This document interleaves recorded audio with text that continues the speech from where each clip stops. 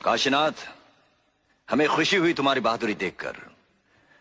तुम्हें भी बहुत खुशी होगी ये जानकर कि आज के बाद तुम मेरे गिरोह में काम करोगे। ये मजदूर का हाथ है कातिया, लोहा पिघलाकर उसका आकार बदल देता है।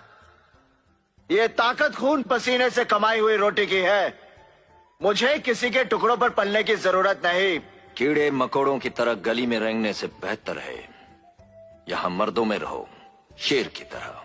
पिंजरे में आकर शेर भी कुत्ता बन जाता है कातिया। तू चाहता है कि मैं तेरे यहाँ कुत्ता बनकर रहूं? तू कहे तो भौंकूं, तू कहे तो काटूं। ऐसा ही समझो। तो क्या हमारे साथ काम करोगे तो नाम होगा तुम्हारा, इनाम मिलेंगे, रुपए पैसा मिलेगा, इज्जत होगी तुम्हारी और लोग डरेंगे तुमसे। डराकर लोगों को वो जीता है जिसकी हड्डियों में पानी भरा होता है। मर्द बनने का इतना शौक है तो कुत्तों का सहारा लेना छोड़ दे कातिया।